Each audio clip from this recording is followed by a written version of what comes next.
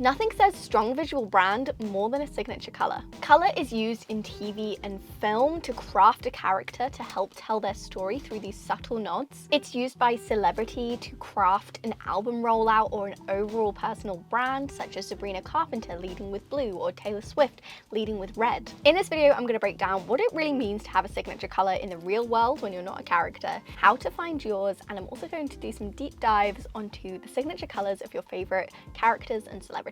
My name is Ellie-Jean. I help women dress for their unique type of beauty, and I also explore costumes from TV, film, and celebrity. So what does it mean to have a signature color? It's essentially a color which you cultivate to be associated with you. It could be a color you wear for important events, a color which influences your brand and your style, a color you return to throughout your life, a color which makes up the majority of your wardrobe, and in fact that's what it's going to be for most of you, and as an extension of that, a color which influences the other colors you buy in your wardrobe, kind of like a central focus of your outfits. And it could mean a singular tone, or it could mean various shades of a, color of the rainbow, like pink. I see myself as having two signature colors. I see pink very much as my personal brand color, and you can see it a lot around in this video. I have a lot of pink in my wardrobe, but I would also say on the other end, the body and style color I really see as blue. My website is made up of this shade of dusty blue, and it's also a color I have in my wardrobe. So I have these kind of 2 points of reference in my personal brand and in my own wardrobe as well, being pink and blue. So how do you go about finding your signature color? For some people, it's going to be really obvious because they've always had a favorite color. Ever since I was a very small girl, I've always been obsessed with the color pink, and it never left me as I got older. So it makes sense for this to be a color that I return to in my life. It's also a color that I think I had some resistance with as a teenager. I think I felt you're supposed to give up your love of pink as you get older, and then I kind of came back to it, but I became an adult and realized, no, this is just who I am. I'm just a girly girl, and I love shades of pink. It can also be the color which suits you best. It could be pulled from your eye color. So for example, it makes sense for blue to be such a core part of my brand, especially as it is a color which really suits me. It's part of my soft summer season, and it's also my eye color. Pink is also a color which suits me as a summer. So it makes sense that these are shades I bring in, and I tend to wear more dusty shades.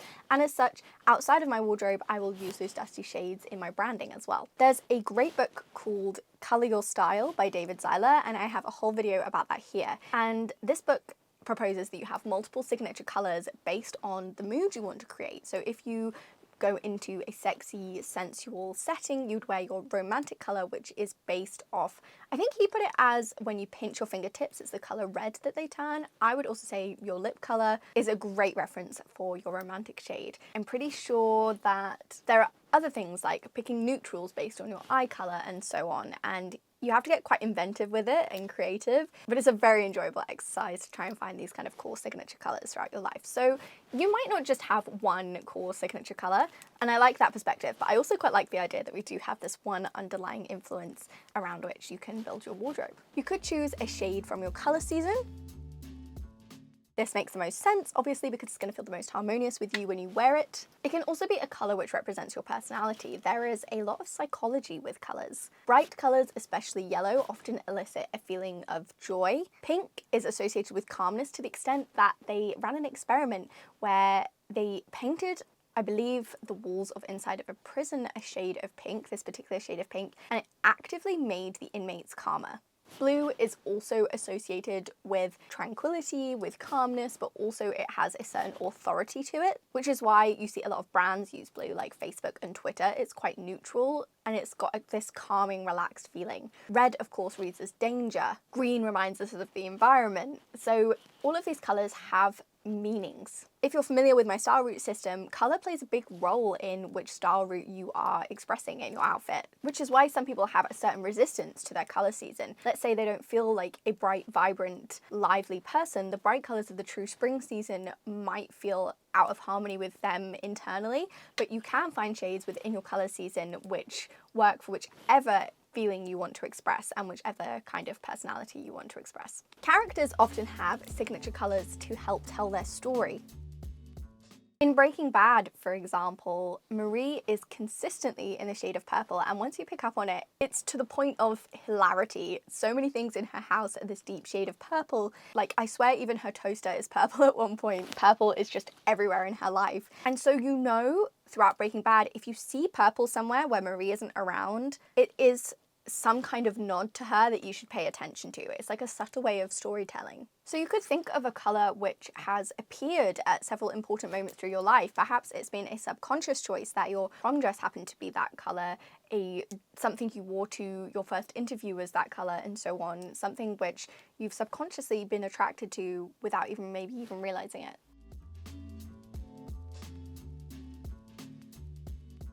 You can look at your existing wardrobe and see which colours come up the most there. And to then make it your signature colour, beyond some kind of internal decision, have it show up in your wardrobe. Try to include it in as many outfits as you can. If I'm wearing quite a neutral, boring outfit, the one thing I will do almost every time to make it feel more me is add my pink handbag. Having a handbag in your signature colour is one of the best things you can do, because you can just add it into any one of your outfits, and if it's based on your colour season, theoretically it will go with most of the things in your wardrobe and make sense. I love having that pink handbag because it just adds a tiny bit of girliness into any outfit that I wear. So it makes a lot of sense to me. But I have a shoe in pink, I have a top in pink, a pair of trousers. Oh, I actually don't currently have a pair of trousers in pink because they slowly faded in the wash. So that's one of my next purchases. I have a blazer in pink and so on. So it's fine making sure there's always a way you can bring it into your outfit. It doesn't have to be in every single outfit, obviously, but in as many as you can, and slowly it becomes associated with you. Wear it to important events, try and have little nods to it. If blue were your signature colour, you could ensure that colour comes through on your wedding bouquet, for instance. I know I will be having lots of pink in my wedding bouquet. There'll be lots of pink throughout my wedding, actually. Ties, napkins, it's such a big part of the wedding. You could have your bridesmaids in that colour. I'm having my bridesmaids in different colours, which are somewhat inspired by their colour season. They're all sort of pastels, but they make sense for them. You can build it into your personal brand if you have one. You can make it a part of your Instagram grid. You can make your work bag. If you go into an office every day, you can make your work bag your signature colour. Wear eyeshadow in that colour depending on how flamboyant you are or how flamboyant your signature colour is. Have a pair of earrings in that colour. How many more ideas can I think of? If it's pink, have that particular shade of pink as your lipstick, or red, or if it happens to be a lipstick shade, you can wear it on your lips, which it may not be. If it's light blue, I would strongly not encourage that. Having a pair of sunglasses in your colour. Oh, how many things can I think of? Having hair bows, hair accessories, having it spread throughout your home, having your bedroom incorporate your signature colour, because that's a very personal, private space. You could have an accessory in every room of your house, which is your signature colour. You can bring flowers in from the shop which are in your signature colour and just fill your life with it. Hopefully there's a few ideas there which sparked something for you. So let's look at some characters with signature colours and what it says about them. The first two which came to mind are Elle Woods and Sharpay Evans. So Elle Woods from Legally Blonde and Sharpay from High School Musical. Both of these women are dressed in pink as a symbol of their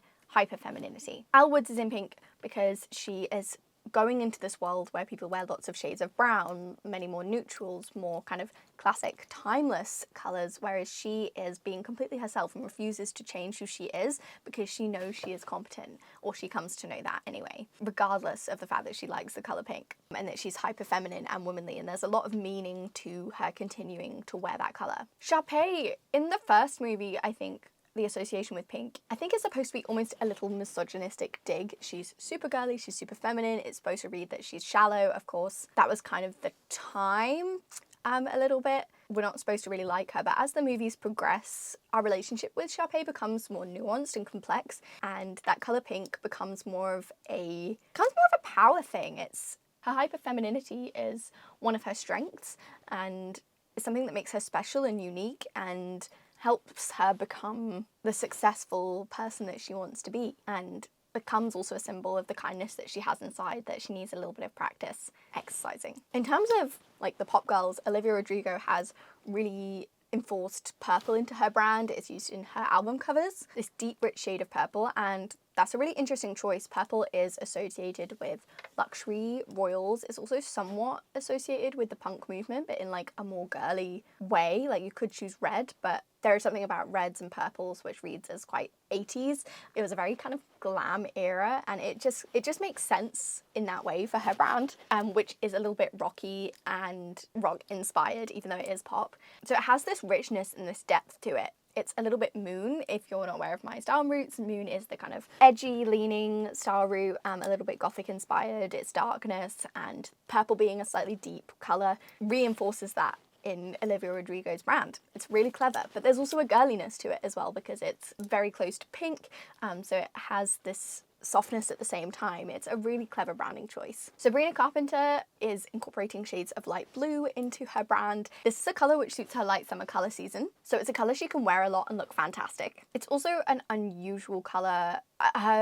Her brand is obviously hyper-femininity in a very different way to the people I spoke about earlier. It's very kind of sexy, but also quite 50s inspired. Obviously very sexy, but in a very feminine, delicate way. And the light blue has this delicate element to it, but it's not as obvious as being pink, so it sets her apart a little bit. Taylor Swift has many signature colours, and obviously she uses colour to distinguish her eras. Blue for 1989, red for Red, black for Reputation, not done so well on Tortured Poets Department, but let's say white for Tortured Poets Department, Midnight's Dark Blue, Debut being this light green, Fearless being gold, and so on. In fact, I think I pretty much just said all of them. Speak Now purple. But underneath all this, red is a Taylor signature colour.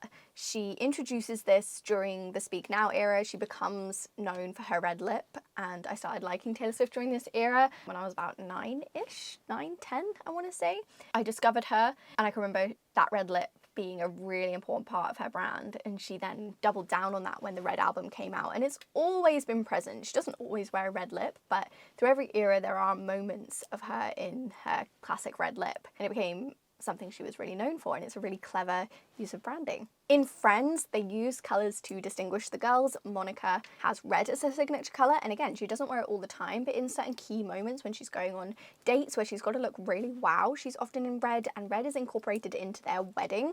For example, Chandler wears a red buttonhole, and I think maybe all the men do, I can't really remember, but I know I saw that red and I was like, ah, there we go, there's Monica's signature colour. Rachel signature colour is green, which makes sense. Her last name is Green, but things like that green dress that everyone is obsessed with, and she's often in shades of green very subtly, often very soft greens or dark greens. So she has various shades of that colour, but she often crops up in it. And then Phoebe has a mix of lilac and yellow being her signature colours, which have the lightness of Phoebe's character to them. Obviously, how could we even talk about signature colours without talking about Disney princesses? For children especially, and if you ever watch children's films, colour is extremely important because often children don't really have any clue what's going on in a film.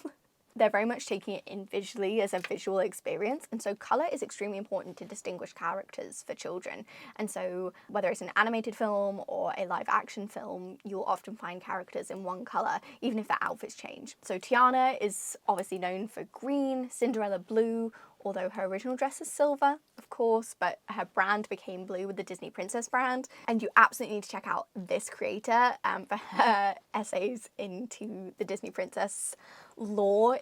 They are one of my favourite series on the internet. Aurora's known for pink, Ariel's known for purple and green, or also her pink dress, and so on. Just one more example of the colour pink. There's a lot of pink here. I watch a lot of girly films, so these are my reference points.